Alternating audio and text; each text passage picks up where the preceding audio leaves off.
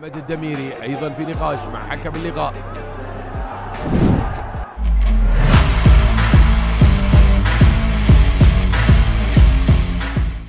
Enam diaspora gabung agenda pertama TC Timnas U17 Indonesia. Bima Sakti mempersiapkan Timnas Indonesia U17 untuk berlaga di Piala Dunia U17 2023 pada 10 November hingga 2 Desember mendatang. Sementara itu, langkah awal yang dilakukan oleh tim pelatih adalah menyeleksi pemain sebelum akhirnya membentuk skuad utama yang akan berlaga di kejuaraan dunia tersebut.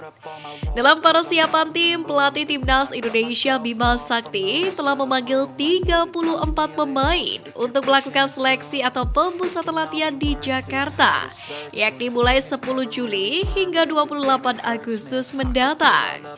Pada TC kali ini, sejumlah pemain yang dipanggil Bima diantaranya adalah pemain yang pernah berada di bawah asuhannya saat menangani Timnas Indonesia U16 pada 2022 lalu.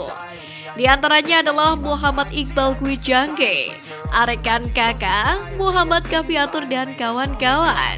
Tidak hanya itu, di dalam daftar kali ini juga ada 6 pemain diaspora yang dipanggil, yakni Wilber Halim Jardine, Madrid Augusta, Mahesa Ekayanto, Stefan Kabil Horito, Aaron Liam Suitela, Aaron Nathan Ang.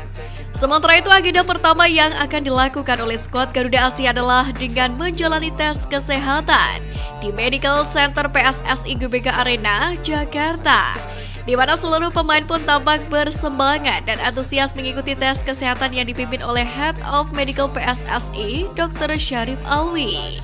Sementara itu, menurut Bima Sakti, tim pelatih akan sangat selektif dalam memilih pemain dan mencari pemain sesuai kebutuhan tim. Kriteria yang akan kami cari tentu dari kualitas pemain tersebut, skill individu, chemistry dengan teman-temannya, mental, disiplin, dan lain-lainnya. Jelas Bima Sakti. Malaysia komentari kiprah Elkan Bagot di sepak bola Inggris. Seperti yang kita ketahui bahwa musim ini Elkan Bagot harus kembali menerima kenyataan bahwa ia harus kembali dipinjamkan. Hal ini pun memantik komentar dari rival abadi Timnas Indonesia Malaysia, di mana media semuanya bola menyebut bahwa Elkan Bagot sebagai pemain muda yang tak jelas masa depannya. Hal ini putu dari rencana pelatih Ipswich Town McKenna yang ingin meminjamkan kembali Elkan Bagot ke klub lain. Elkan setuju dengan rencana itu dan kami telah berkomunikasi dengan klub yang berbeda. Tidak ada yang terlalu dekat dengan kesepakatan, tetapi mudah-mudahan itu akan diselesaikan dalam beberapa minggu ke depan. Ujarnya dilansir dari twtd.co.uk. McKenna sendiri mengaku memang ada beberapa klub di level yang berbeda ingin menggait Elkan Bagot.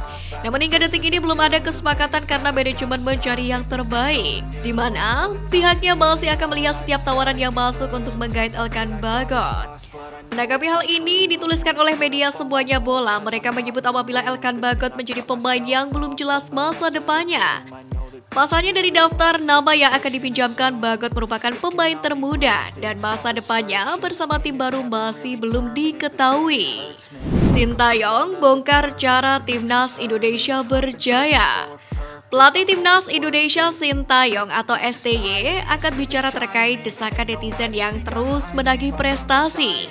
Meski masih tertinggal dengan negara tetangga seperti Thailand dan Vietnam, Sintayong menilai ada hal yang lebih penting dari prestasi. Juru latih asal Korea Selatan itu menyarankan agar PSSI selaku federasi bisa bersinergi dengan klub lokal agar prosesnya mulus. Selain itu, Coach Sintayong juga tidak bisa memprediksi kapan Timnas Indonesia bisa kuat di level Asia. Menurut pelatih asal Korea Selatan ini, program yang baik antara PSSI dan klub bisa menghasilkan timnas yang lebih bagus. Jika program tersusun baik dengan pembinaan pemain terarah, maka Coach Sintayong menerangkan jangka waktu 10 tahun bisa dilihat. Sementara itu, ia juga membeberkan apabila hanya fokus prestasi, maka tim Garuda tidak akan pernah berkembang. Menurut saya kita perlu waktu minimal 10 tahun. Dan yang pertama harus membuat pembinaan usia dini. Jika kita selalu bicara prestasi, maka tidak akan berkembang.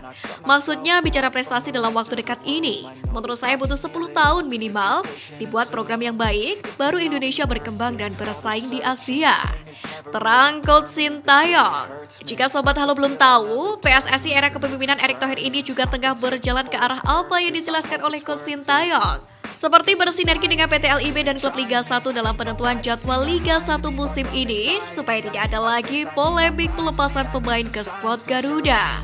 Sementara untuk pembinaan usia dini pun berulang kali dijelaskan oleh Erick Thohir di berbagai kesempatan bahwa timnas Indonesia berjalan ke arah sana, yakni untuk mencapai target Indonesia Emas di 2045 dan juga keterlibatan timnas Indonesia di event-event internasional.